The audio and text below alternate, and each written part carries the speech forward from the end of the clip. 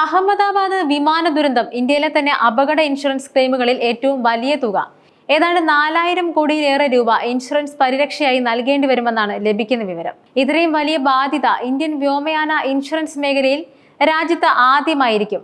Air ഇന്ത്യക്ക് നഷ്ടപ്പെട്ട വിമാനത്തിനുള്ള insurance, മരിച്ച യാത്രക്കാരുടെ കുടുംബത്തിനും ജീവിച്ചിരിക്കുന്നവർക്കുമുള്ള പരിരക്ഷ, വിമാനം തകർന്നു വീണ സ്ഥലത്തുണ്ടായ നാശനഷ്ടങ്ങൾ തുടങ്ങി വിവിധ രീതികളിലാണ് ഇൻഷുറൻസ് അപേക്ഷകർ കൈകാര്യം ചെയ്യുക. നഷ്ടപരിഹാരം കൂട്ടണമെന്നാവശ്യപ്പെട്ട് അപകടത്തിൽ മരിച്ചവരുടെ ബന്ധുക്കൾ കോടതിയെ സമീപിച്ചാൽ തുക വർദ്ധിപ്പിച്ചു നൽകേണ്ടി വരും. വിമാനങ്ങളുടെ ഇൻഷുറൻസ് പോളിസികളിൽ പ്രധാനമായും ഉൾപ്പെടുന്നത് 3 പരിരക്ഷകളാണ്. വിമാനങ്ങളുടെ പൂർണ്ണ ഭാഗം, യാത്രക്കാർ, തേർഡ് പാർട്ടി എന്നിവയാണിത്. അഹമ്മദാബാദ് അപകടത്തിന്റെ പശ്ചാത്തലത്തിൽ ഇത് ഏതെല്ലാം വിഭാഗത്തിലാണ് ഇൻഷുറൻസ് ക്ലെയിമുകൾ നൽകേണ്ടി വരികയെന്നത് ഇൻഷുറൻസ് കമ്പനികളുടെ സാമ്പത്തിക ബാധ്യതയെ ബാധിക്കുന്നതാണ്. വിമാന കമ്പനികൾക്കാകട്ടെ അപകട സമയങ്ങളിൽ രക്ഷയാകുന്നത് ഇൻഷുറൻസ് കവറേജ് ആണ്.